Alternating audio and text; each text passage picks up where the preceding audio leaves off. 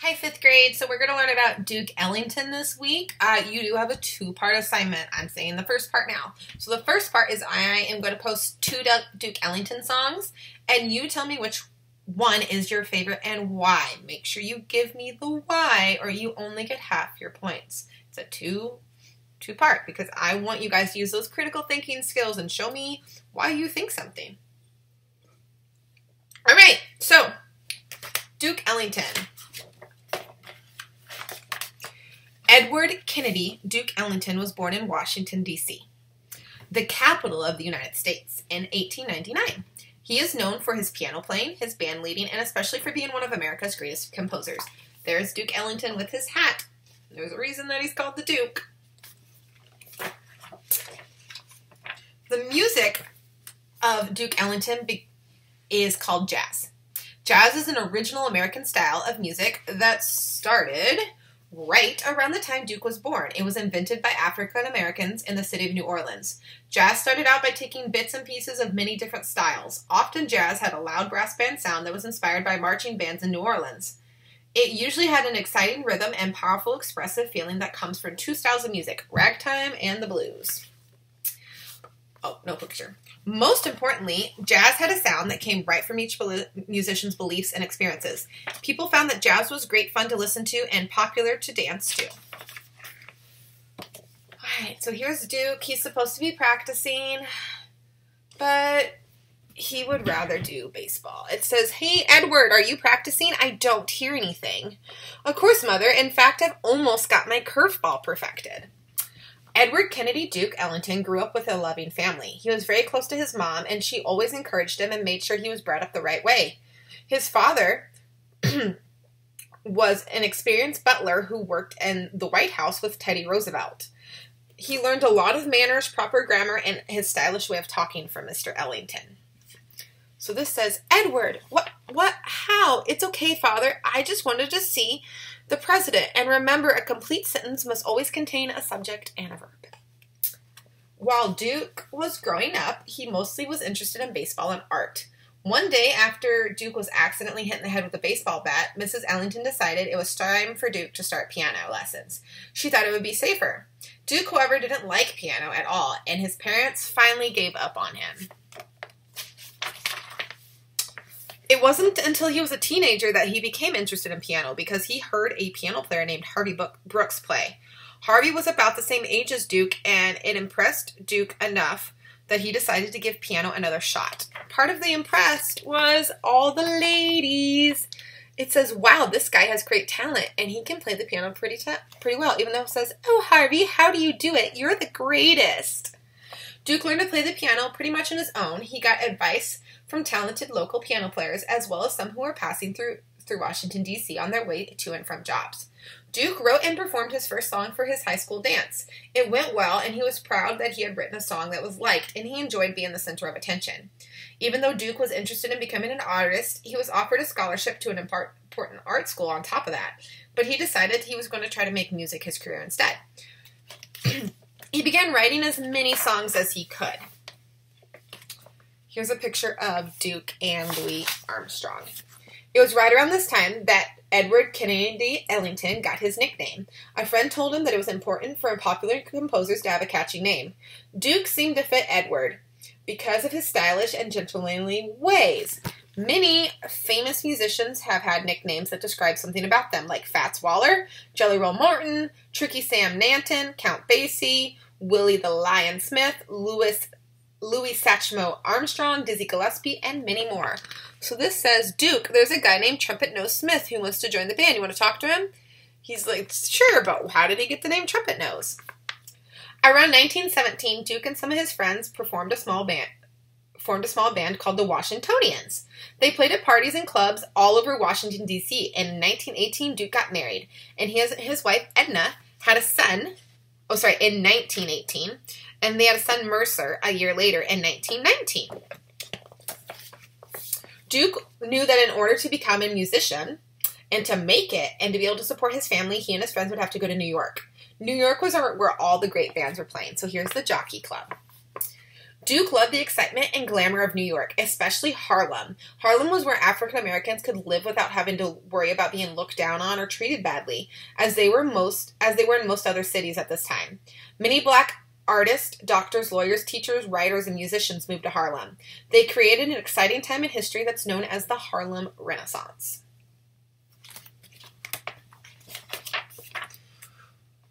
When the Washingtonians first got to New York, it was almost impossible to get a job because there were so many musicians around and nobody knew them. Jazz players from New Orleans, Chicago, and St. Louis heard they could make more money in the dance halls and nightclubs in New York. The Washingtonians kept trying, though, and their luck changed. Duke and the Washingtonians were hired to play a well-known night spot called the Barons Exclusive Club. They did really well, and soon other nightclubs were offering them jobs. So here's a picture of the band. Right there, Duke is at the piano.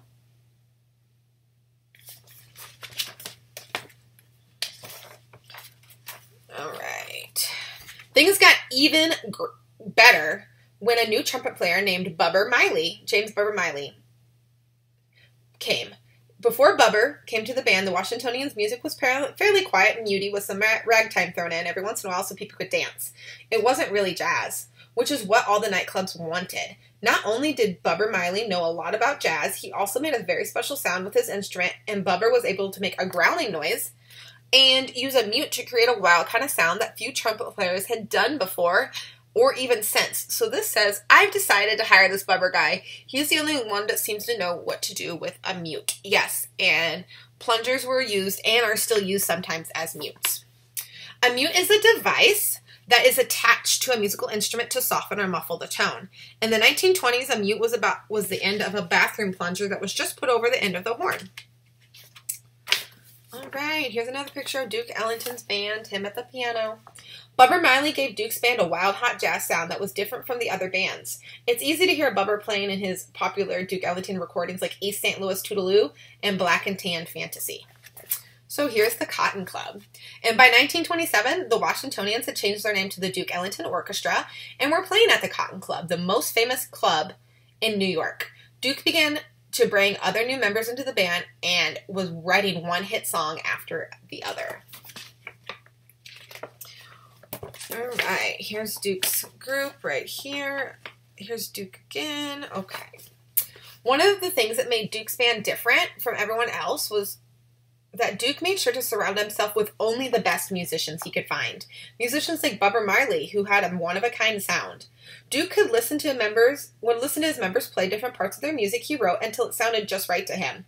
Duke played his band kind of like an instrument, and he gave his players a chance to do their own special thing. This not only gave him a unique jazz sound, but made his band members feel good about being an important part of each musical piece, which meant that they wouldn't leave. All right, here's another thing. This says, let's mix some blue with hot red and make a really neat purple sound. You're going to find out what that means. Another thing Duke did well was mix different instrument sounds in his band. Many jazz experts have compared this to mixing colors or painting with sound. When you close your eyes and listen to music, you can sometimes picture colors. A cool clarinet sound might remind you of blue. A hot sound from a trumpet might be red. And saxophone might sound like liquid gold. A good example of his mixing is a piece called The Mooch. Because Duke had once been interested in being an artist, remember, he was offered a scholarship. Colors were important to him. Many of his pieces include Mood Indigo, Black and Tan, Fantasy, and Magenta Haze, and they all have colors in their title. All right, last one. Here's another picture. Often, Duke and his musicians would have a picture in mind and be telling a story when he composed music. In one of his famous pieces called Harlem Airshaft, Duke expressed all the exciting daily activities he saw and heard going on in Harlem. When you hear Harlem Airshaft, it's fun to listen to the different instruments jumping around and changing moods. Duke did this to give his piece the feeling of energy and life in a busy apartment building.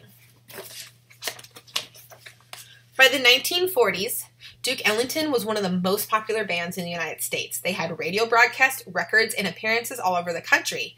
But unfortunately, in lots of the cities where he played, there were people who were prejudiced against African Americans, and they would have a hard time getting hotel rooms or even being able to eat in a restaurant. He refused to be treated badly, and he decided to travel with his band members in their own private train cars.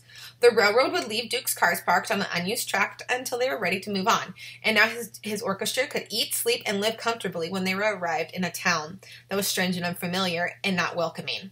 As it turned out, Duke loved traveling by train, and he got lots of ideas for sounds by listening to the train sounds as it rolled along and by looking out over the beautiful scenery as it passed.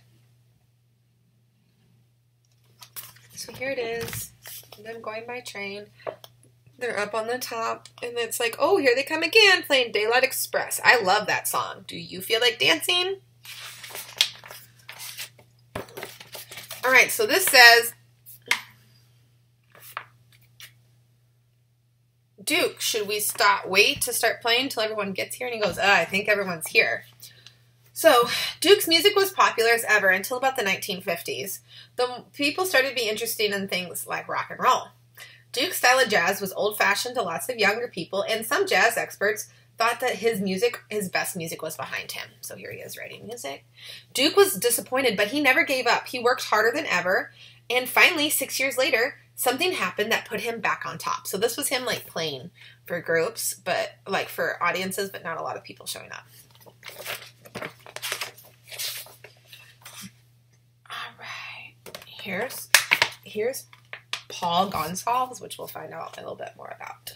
Duke was invited to play the closing music for a jazz festival in Newport, Rhode Island. It was late at night when Duke and his orchestra came to stage. People in the audience were tired and were beginning to go home. Duke knew that he had to do something to get their attention, and he would have to do something special.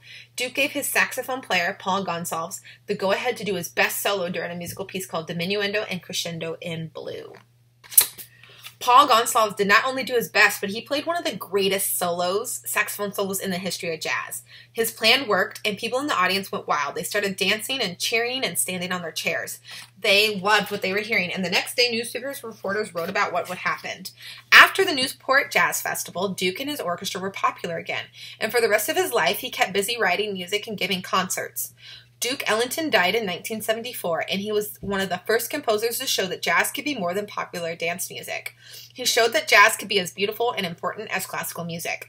Today, it's easy as ever to hear Duke on the radio and in television specials. Hundreds of his recordings can be found on CDs and on the internet. All right, so part 2 of your assignment. Originally, I was going to give you a different part 2, but I'm basically going to list every song that was in this book. There was about 6, and I want you to listen to them, and I want you to basically rank them, and then you have to tell me why you did your rank that way, and you can't just say because this is how I liked them. So I want your favorite is number 1, your least favorite I think is number 5 or 6. It should take you about 20 minutes to listen to them, guys. Okay? All right, bye.